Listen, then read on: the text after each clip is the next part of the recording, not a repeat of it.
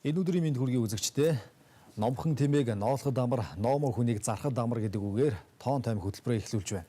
За ингэж хэлэх болсон учир нь улс төрчид буюу засгийн газар хууль эрхцэн орчноо савл хийвэл хөдөлгөж өөрчилдөг тогтолцоогоо өөрчилж урт хугацаанд мөрдөгдөх гадна дотны хөрөнгө оруулагчдыг ялгуурлагдаггүй бизнесийн орчинтой болгоё гэж шинжлэлийн засгийн газар уул уурхайтай холбоотой бизнесийн орчинтой холбоотой хуулийн 5 төслийг хэлцэх гэж байна. Иннээс урт нэртэй хууль буюу гол мөрний урсц бүрэлдэх их усны сан бүхий газрын хамгаалтын бүс ойн сан бүхий газарт ашигтмал хайх ашиглахыг хориглох тухай хуулийг дагаж мөрдөх журмын тухай хуульд нэмэлт өөрчлөлт оруулах тухай улсын хурлын байгаль орчин хүнс хөдөө аж ахуй болоод эдийн засгийн байнгын хорооны хамтарсан хуралдаанаар маргааш хэлцэх гэж байна. Энэ хуулийг 2009 онд 7 дугаар сард өмнөх улсын хурал баталж байлаа. 4 жилийн дараа яагаад шинжлэлийн засгийн газар өөрчлөх болвоо гэдгийг үзэгчид бас гайхаж сонирхож магадгүй юм. Тэгэхээр урт нэртэй хуулийг 2009 оны 7 дугаар сарын 16-нд баталснаар хуулийг дагаж мөрдөх журмаар хууль заасан талбайд хамаарч байгаа ашигт малтмалын тусгай зөвшөөрлүүдийг 5 сарын хугацаанд цуслах байлаа. Гэтэл хуулиар хориглосон талбайн хил цагийг өмнөх засгийн газар 2011-2012 онуудад тогтоолууд гаргаж баталсан байдаг. Тэгэхээр хууль батлагдсанаас хойш 2 жилийн дараа ашигт малтмал хайж олборлохыг хориглосон талбайныхаа зарим хэсгийг тодорхойлсон нь энэ хуулийг дагаж мөрдөх журмын тухай хуулийн 1-р заалт нь хэрэгжих боломжгүй болсон юм. Эндээс дүгнэлт хэлэх юм бол урт нэртэй хууль анх гарахдаа альва хууль буцаж үйлчилдэггүй гэдэг хатуу зарчмыг зөрчсөн байна. За түүнчлэн урт нэртэй хуулиар хориглож үйл ажиллагааг нь зогсоосон компаниудад Батболдын засгийн газар нөхөн олгуур олгохоор 2010 онд журмыг батлуулсан. Энэ журмын дагуу 63 аж ахуй нэгжид 222 тэрбум төгрөгийг төсвөөс гаргахаар тооцож байлаа. Энэ мөнгийг татвар төлөгчдийн мөнгнөөс гаргах нь бүхэл албаны шороон ордуудаас улсын төсөвт орж ирдэг орлогч 20%-аар буурч албаны нийн чанар нэмэгдэх магадлалтай босныг энэ хуулийн сул тал гэж шинжлэлийн засгийн газар тодорхойлж байна. Бас өнгөрсөн онд гадаадын шууд хөрөнгө оруулалт 33%-аар буурсны 7% нь урт нэртэй хуультай шууд холбоотой гэж судалгаагаар гарсан байдаг. Учир иймээс хөрөнгө оруулалт болоод улсын төсвийн орлогод нөлөөлж байгаа урт нэртэй хуулийг засгийн газар улсын хурлын ээлжид бус чуулганаар өөрчлөх гэж байгаа нь. Гэхдээ өөрчлөлтөө хэрэгжүүлэх арга зам нь хялбартай байгааг тоон тойм хөтөлбөрөөр хөндөж үзүүлэхээр бэлдлээ. Тодруулах юм бол урт нэртэй хуулийг дагаж мөрдөх журамд өөрчлөлт оруулахдаа ашиглалтын А тусгай зөвшөөрөлд хөрөнгө оруулсныг нь дэмжиж хайгуулын Х тусгай зөвшөөрөлтөд хөрөнгө оруулагч нарыг нь хохирох буюу тусгай зөвшөөрлийг нь хурааж цуслах заалт байгаа юм. Гэтэл улсын хурлын ээлжид бус чуулганаар хэлэлцэх хөрөнгө оруулалтын тухай хуулийн шинжилсэн найруулгадаа бол хөрөнгө оруулагч нарыг гадаад дотоод том жижиг гэж элдв юмар нь ялгуурлахгүй гэдгээ шинжлэлийн засгийн газар хэлсэн. Тэгэхээр өнгөн дээрээ ярьж үйлдэл дээрээ зөрчилдөх хуулийг батлахгүй байх үндэслэл нь хөрөнгө оруулалтын тухай хуулийн шинжилсэн найруулгад уг нь харагдаад байгаа юм. Ашиглалтынх байна уу, хайгуулах байна уу бүгд л эрслээ өрөөд хөрөнгө оруулаад бизнес хийж байгаа хүмүүс. За нөгөө талаараа Монгол улсын эрдэс баялагын хэмжээг хайгуул геологийн компаниуд л хийдэг. Тиймдээ ч уул уурхайн үйлдвэрлэл буюу олборлолтоос 10 жилийн өмнө гიშгэх учиртай салбар бол хайгуул геологийн ажил байдаг. Гэтэл хуулийн өмнөх эрх тэгш байх зарчмыг урт нэртэй хуулийн өөрчлөлт зөрчиж магадгүй байгаа нь хайгуулын салбарыг ялбарлсан болж таарах нь. Түүнчлэн урт нэртэй хуулиар үйл ажиллагааг нь зогсоосон компаниудад өгөх нөхөн олгорын асуудал ч хүндрэл болох нэ.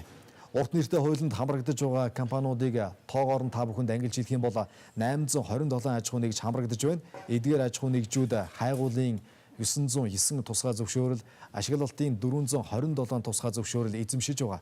Хөрөнгө оруулалтын бүтцээр нь аваад үзэх юм бол 100% хөрөнгө оруулалттай 161 гадны компани байна. За гадна дотны хамтарсан 67 компани байгаа бол дотоодын хөрөнгө оруулалттай 600 гаруй компани байгаа юм. Энэ компаниудын зөвхөн тусгай зөвшөөрөлд оруулсан бас хайгуулын талбайд хөрөнгө оруулсан хөрөнгө оруулалтын зардал гихтэл 660 тэрбум төгрөг болжээ.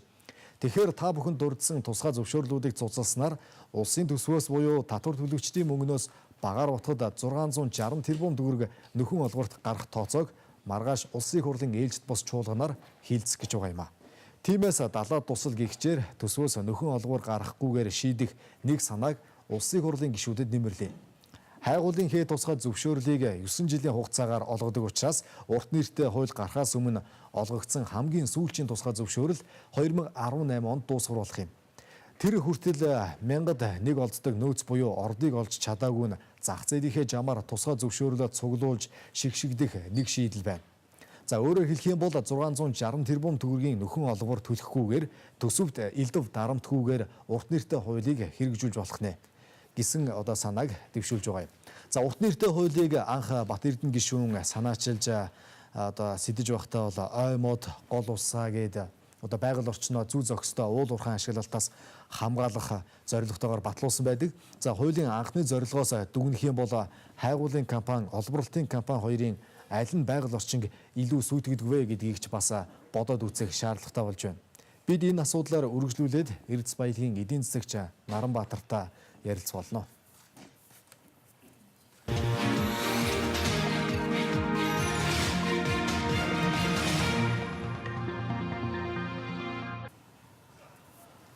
Үзэгчдээ манай студид Эрдэс баялагын эдийн засагч Наранбаатар ажиллаж байна. Үзэгчдийнхээ өмнөөс танд оройн төргий. Тэгэхээр маргааш улсын хурлын байнгын хорооны хамтарсан хуралдаанаар өдөөс хойш ээлжид бус чуулганаар энэ уул уурхайтай холбоотой 5 хуулийн төсөл хилцэгдэх юм байна. За урт нэртэй хууль гэдгийг бол хэн хүнгүй сайн мэдж байгаа тийм ээ. Энэ хууль дээр анх гарсан санаа зорилгын хувьд бол үзэгчид бол бүгд бас ойлгож мэдж байгаа. Гол мөрнөө ой модоо авч үлдээ гэдэг зорилготой. Гэхдээ хэрэгжүүлэх явцын хувьд бол асуудал байгаад байгаа шиг байна л да. Тийм биш дахиад энэ хуулийн хэрэгжүүлэх журамд нөөцлөлт оруулъя гэд хилцэх юм байна. Тэгэхээр энэ байдал дээр бас нэг анзаарчихсан зүйл их юм бол ялгууртаа хандж байгаа буюу ашиглалтын хайгуулын лиценз дээр ялгууртаа байдал байгаад байна. Энээс болоод цаашдаа нөгөө экспортын орлого, төсвийн орлого бүрдүүлэх дээр тээх тушаа болох ийм байдал ажиглагдаад байгаа юм шүү. Та юу гэж харж байна энэ тал дээр? Тэгэхээр энэ улсын хурлын ээлжид бус чуулган бол маш улсын хурлын эдийн засагт нөлөө үзүүлэх үеч дунд болон урт хугацаанд тийм үү Монголын эдийн засгийг ямар хэмжээнд байлгах юм би цаашаа хөгжих юм уугүй юм уу тийм үү. Энэтэй холбоотой олон чухал хуулиудыг хилцэж байгаагийн нэг нь энэ урт нэртэй хууль гэж нэрлэдэг байгаа хууль юм байна.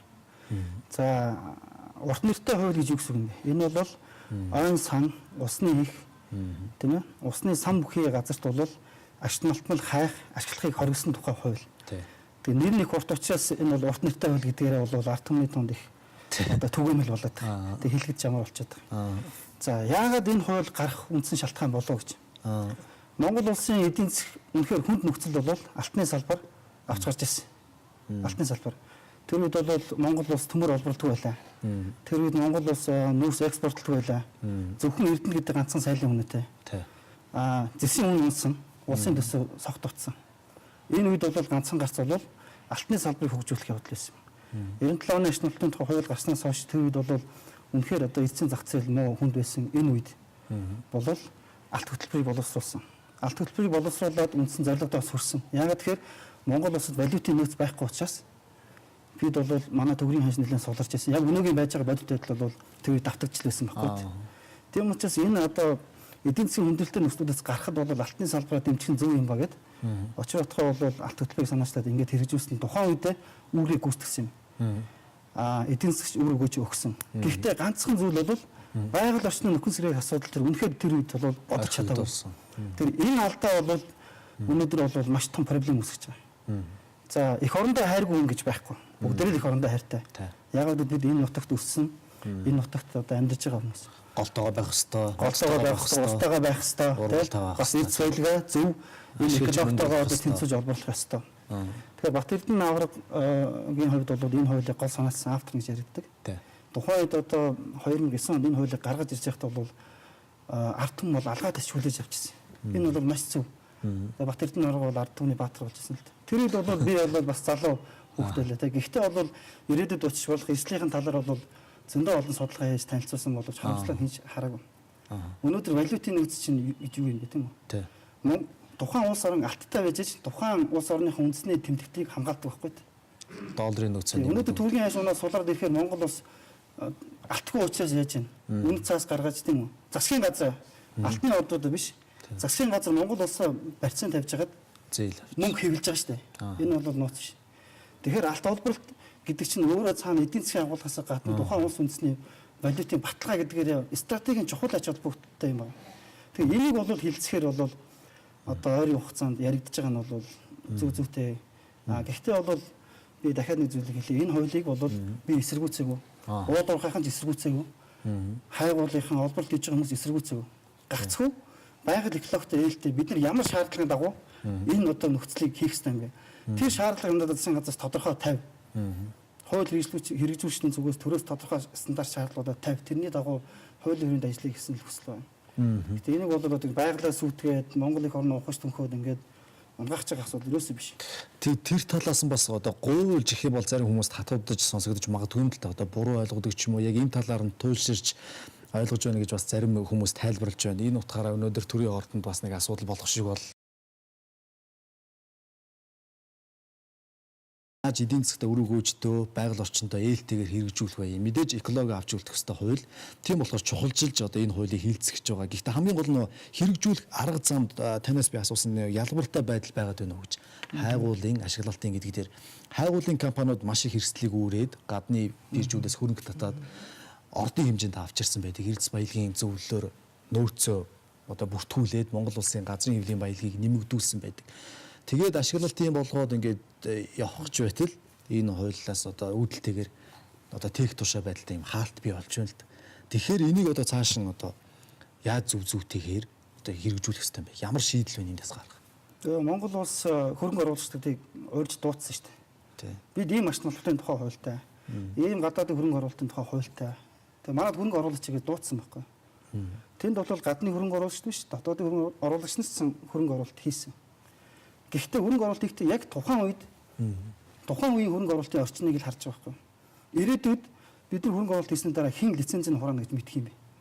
Хэн одоо олдсон нөөц нь бол одоо энэ бол усны их ч юм уу, айн их ч юм уу, тий? Ямар ч эдийн засгийн шинжилгээ ухааны үндэслэлгүйгээр хил одоо шугам татаад л хорин гэж мэдэх юм бэ? Мэдэхгүй байхгүй. Тэг хөрөнгө оруулалт хийсэн. Гэхдээ та бас зөв асууж байна. Хайгуулын лицензийн хөрөнгө оруулалт хийнэ гэдэг бол өөрөө 100% эрсдэл. Хэрэв өнөөдөр эрсдэл биш байсан бол Монгол улс тэгвэл засгаас мөнгө гаргаад ордуудыг хайгаад олоод таниасан. Энэ чинь асар их мөнгө шүү дээ. Татвар төлөгчдийн мөнгөөр тийм хийж болохгүй. Дэлхийн эзэн засгийн концепц тэр. Тий. Тэгэхээр одоо ашиглалтын одоо энэ урт нэртэй хуулийг одоо өөрчлөгдөж байгаа концепцийг би бол уншсан. Төслийг бол харсан. Гэтэл бол энд бол хайгуулын лицензүүд хамрагдахгүй гэж юм байна. Тий. Зөвхөн ашиглалтын лиценз. Гэхдээ ашиглалтын лиценз дотор 2009 оны 7 сарын 16-ны өдөр гаргасан тэр одоо хууль гарахаас өмнөх А лицензүүд гэж байгаа байхгүй. За тэрнээс хойш одоо бий болсон одоо тэр А лицензд бол хамаарахгүй юм л. Тэгэхээр чи боддоо 2009 онд бол хууль батлагдсан. 5 сарын дотор энэ хуулийг хэрэгжүүлэх ёстой байсан. Хэрэгжүүлэхдээ нөхөн төлбөрөө хайгуулын болон ашиглалтын компаниуд төр буцааж төлөөд өгөхөстой. Тэгээд лицензийн туслах ёстой байхгүй. Тэгээд өнөөдөр хүртэл яагаад хэрэгжээгүй юм бэ гэдэг чирээс ганцхан асуудал. Тэр нөгөө усны их ой сан тийм ээ. Усны сан гэдгээ тогтоохсоор 2 жил болчихж байгаа байхгүй. 2012 2 удаа засгийн газрын тогтоол гарсан байт. 11 оны сүүлээр 12 оны сүүлээр гарсан байдаг байхгүй. Тэгээ хоёр тогтоосон одоо нөгөө шугамуд нь хоорондоо зөрчилтөө. Эхнийх нь хүлээж авах юм уу? Хоёрдыг нь хүлээж авах юм. Чөтгөр юм. Тэгээ ийм тодорхойгүй байдал үүсгэсэн. Тэгээд үнэхээр бол ингээд одоо алтны салбараар бол бас утгаад та бантаа утгаж байгаа байхгүй. Гэхдээ би зөв ганц л юм байна. Үнэхээр Монгол улсад төр гэж байгаа, засаг гэж байгаа. Тэгээ улсын орны бодож байгаа их хурлын гишүүд юм бол та нар битээ энэ иргэний хөдөлгөөний янз янзын энэ буу шийдэн барьсан айлган сөрдүүлэх ажиллагаас айгаач. Эрүүлээ сэтгээд эрүүлээр эдийн засгийн тооцоол хийгээд болохгүй бол одоо нэг хідэн тооцоход юу багт те. Үр ашигтай байна уугүй. Тэгээд эдээс хідэн одоо байгаль орчин төхөн сэрэг гэдэг. Бүхэл дэлхийд жишг тогтсон тоо байж байгаа шин. Энийг харах хэрэгтэй. Яг ийм популист юмнууд битгий. Харин зоригтой улс их орны хөгжүүлэх шийдлээр бол одоо янз янзын намын үзэл гаргаад байхгүй нэгдээд нийлээд ингээд шийдэл гаргаад явах энэ түүхэн цаг мөчтэй ирчээд байна гэдгийг би хэлмээр. Маргааш ч гэсэн бас энэ утгаараа нөгөө сүр хүчин болох Монгол Ардын намын гишүүд ч гэсэн энэ дээр бас их идэвхтэй ажиллах болов гэж найдаж харж байна л да. Тэр чүүднээсээ та бид хоёрын ярилцлагаас бас тодорхой шийдлүүд очоосоо гэж хүлээж байна.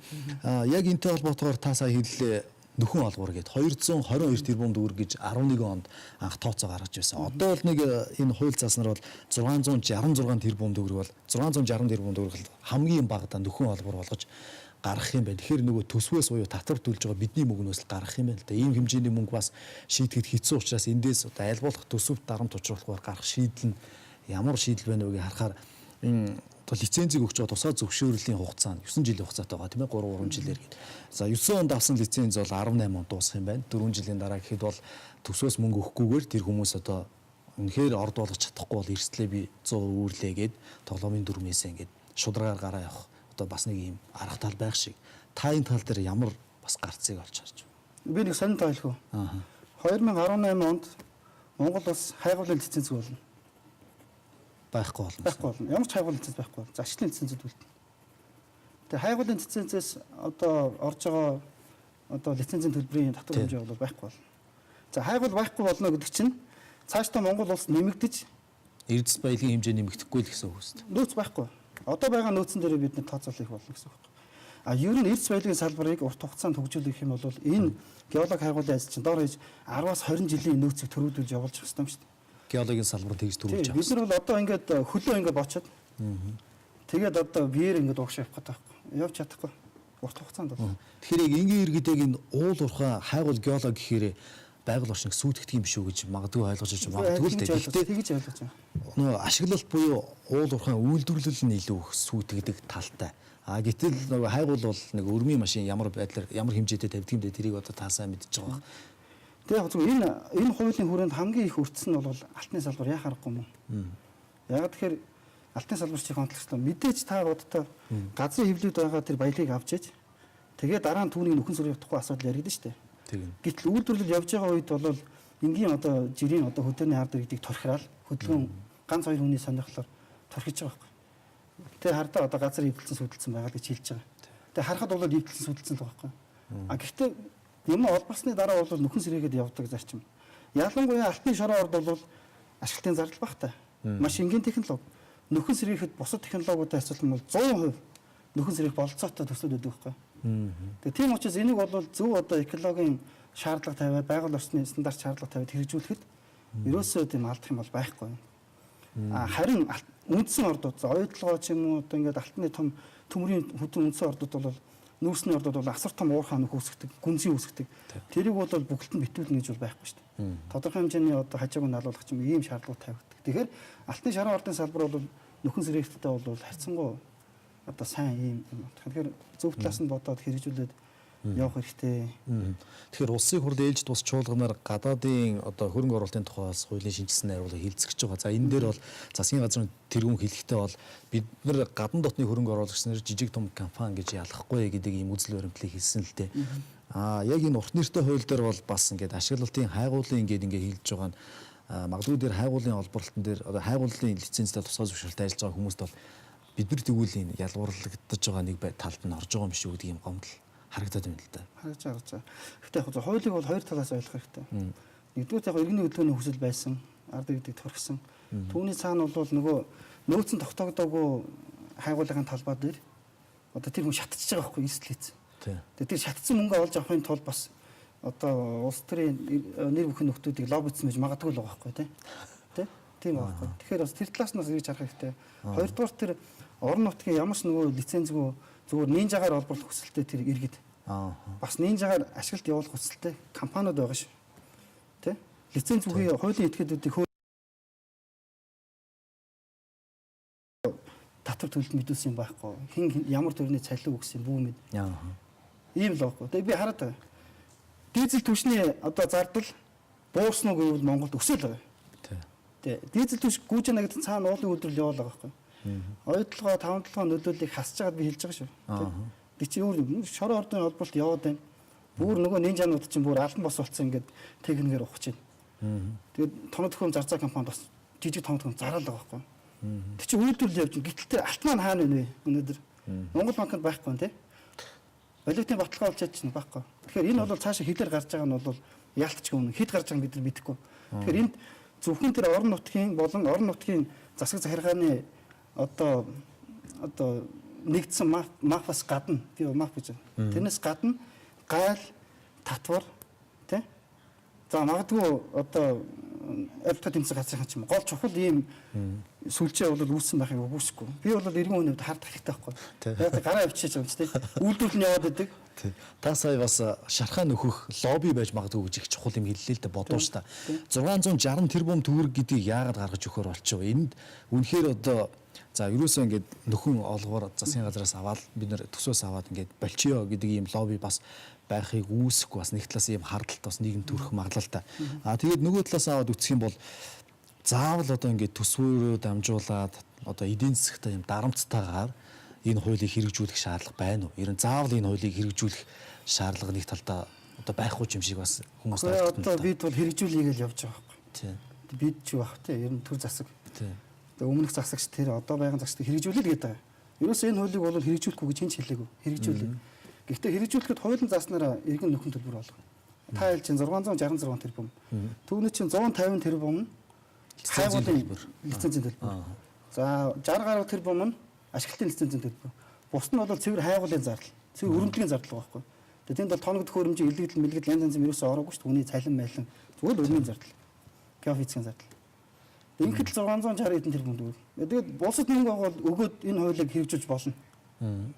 Гэтэл одоо үйлдвэрчний хэвлэлүүд бослог гаргаж тээ. Та нар хүнийг одоо сайхан амьд гэж мөнгө өгөхгүй. Зүгээр амьд явж мөнгө өгч байна. Тэгээ миний одоо цалин цаавыг нэмэгдүүлээд өгөөч гэж хүсэж байна тээ. Болдог бол одоо цалингийн нэмээд ингэж явж болохоор тийм улсад даанч мөнгө байхгүй. Тэгээ яах вэ? Тэгээ бид гарц харах хэрэгтэй. Ерөөсөө энд бол энгийн байгаль экологийн шаардлагыг хатуу тавь. Тэгээд Х лиценз юм уу, А лиценз юм уу? Тухайн хууль гарсан өдрөөс өмнөх байгаа тэр одоо Х А лицензүүд бүгдийг ашиглалтанд оруулаа. Тэ. Хайгуул гэдэг чинь бид энд хэлээ 1000 лицензээс 2 юм уу 3 нь оюутлогын ордын болох хэмжээний магадaltaй. Хамгийн их 10 юм уу 20 нь бол дунд хэмжээний орд болох магадaltaй. За 30-аас 40 нь бол жижиг шараа жижиг хэмжээний үйлдвэрлэл магадлал нь ийм л байна. Бид бол сүүлийн үед бол ерөөсөө хайгуулаа явуулах бүгдийг хаалалтай. Тэгэхээр нөхөн олгорын тал дээр бол энэ тал дээр яг энэ хуулийн хэрэгжүүлэх журам дээр бол өөрчлөлт оруулсан байлээ. Маргааш улсын хурлын чуулганаар хилцээд эхлэхээр бас үзэгчдэд илүү их тодорхой болох бах. Та бас их олон мянган жиргээгч одоо дагагчтай жиргээчин хүн. Тэгээд тоон тоон хөтөлбөрт ирэхээ өмнө бас хүмүүсээс санал авсан байлээ. Тодорхой саналудаас бас хоёулаа хөтөлбөрийнхөө төгсгөл танилцуулбал. Тэгээ яг энийг ярихаас өмнө би бас дахиад хэлмээр байна л да. Өнөөдөр бол их онцгой нөхцөл байдал үүсэж байгаа шиг байна. За иргэний хөдөлгөөнүүдийн эргэж идэвхжиж энэ урт нэртэй хуулийг ярихтаа дамжуулаад буун дуу гарсан тухай би сонслоо. Би хангалттай өнөөдөр тавьсан байна. Ажилтаа явуулсан ерөөсөө мэдээлэл авч чадсан. Харин энэ дээрээ танай сонслоо. Тэгээ Централ Тауэр, өшөө уулуурхайн байгаль орчин хаана гэнэ тэсэг мөг тавьсан гэж. Энд ч одоо юу болж байгаа? Монгол улсын одоо хурц хэлбэрлөө хөнгөс харагдаж байна. Хамгийн гол нь тэдний цаана хинт хорхираад байна. Тэрийг бид мэдэх хэрэгтэй. Хуулийн хариуцлага хүлээх хэрэгтэй. Өнөөдөр хуулийн хүрээнд ажиллаж байгаа компаниуд үйлдвэрлэлээ явуулж хахад хууль бусаар орсон иргэнийг бол нэг үйлдэх төр дэмжээл өгч байна. Тэ? Одоо тэнд нь ямар нэгэн хариуцлага хүлээх гэсэн улмал ингээд өөгшүүлээд явж байгаа. Гэтэ хуультай төртэй юм бол хуулийн хүрээнд энийг одоо авч хэлцдэг юм. Чи сүүлдээ байшин дэлбэлэхэд одоо яах юм? Тэдний зүг байсан гэдээ яриа сууж байгаа юм уу тийм ээ? Болохгүй. Тэгээ би хэлээд байгаа. Өнөөдөр яагаад алтны салбар энэ урт нэртэй хуулиас болоод 20 мянган ажилгүй болсон байгаа. Тэр хүмүүсээс нэг нь ч яагаад дуурахгүй байна вэ? Нэг компани бас яагаад дуурахгүй байна вэ? Төрийн бюрократаас яагаад дуурахгүй байна? Ярихгүй байна. Одоо ярих ёстой. Юунаас нь бид арчлыг амьдарч байгаа хүмүүстэй. Гэтэл тэдний дуу хоолой байгаа. Өнөөдөр үйлдвэрчний дуу хоолой гаргахтаа бас боруулж байгаа ч тийм. Үйлдвэрлэлээ дэмжиж гэж хэлэхийн оронд миний мөнгө өгөөч гэдэг чи юу гэсэн утгатай тийм байж байна. Тэгээд ер нь бол хаа бодох хэрэгтэй. За жиргсэн хүмүүсийн саналаас бас товч байгаа. Тийм, ерхээс өмнө бас нэлээд хэдэн жиргээ байсан. Тэгээд ингээ харахад бол за жиргээч Бат Эрдэнэ гэж тийм амьдрал хэрэгч боломжийн хууль гаргасны гоор нь их гарсан даа гэж. За жиргээс Даран Баазар юу гэсэн мэхээр усны их бүрэлдэх газрыг хамгаалах нь зөв, ой санг, ой хамгаалалттай бүс гэж өөрчлөвөл болох гээд байна гэж байгаа. За жиргээс Давууд юу гэсэн мэхээр уулуурхай хөгжүүлэл эхлээд уулуурхайтай орны иргэдийг хөгжүүлэх хэрэгтэй. Зочны давгруу дайрдаг хүмүүжлэг хөгжиж байж болохгүй гэж. За ийм гол жиргээс. Яг зүгээр ер нь бол их олон санал ирсний зүгээр бас дийлэнх нэгэ харахад ер нь бол энэ урт нэртэй хуулийг бас зөв голдролоор нь тийм үү? Байгаль экологийн зөв шаардлагыг тавиад хэрэгжүүлэхэд бол болохгүй юм байхгүй гэсэн ийм дийлэнх жиргээ байна. Бас ганц нэг популист жиргэнүүд байна л та. Одоо засгийн газрын сүнтгүй гэх мэт. За ямар ч үсэн энэ хуулийг бол хаанаа бол хэрэгжүүлнэ гэдэг дээр бол санаа бол төвлөрч байгаа. Тиймдээ ч шийдлийн ээлжид босч өөрчлөхөөр маргааш одоо хамтарсан байнгын орооны хуралдаанаар хилцээд үдээс хойш 14 цагаас одоо улсын хурлын ээлжид бус чуулганаараа энэ хуулийг одоо хэрэгжүүлэх журмыг нь хилцээд эхлэн. Тэгэхээр үзэгч та бүхэнд бас илүү их тодорхой мэдээлэл хүргэнэ. Ямар ч үсэн маргааш ямар шийдлүүд бас гарч болох вэ гэдэг дээр бид бас энэ тал дээр тоо мэдээллүүдийг хүргэж Эрдэс баялагын эдийн засагч Наранбаатарыг та бүхэнтэй уулзсан юм ингээд таны ажилд амжилт хүсье, сайн сайхны хүсье. За баярлалаа. За баярлалаа. Үзэгч та бүхэнд тоон тайм хөтөлбөр урт нэртэй хуулийн талаар одоо мэдээллийг хүргэж энэ удаагийнхаа дугаараа хүргэлээ. Анхаарлаа хандуулсан үзэгчтэй баярлалаа.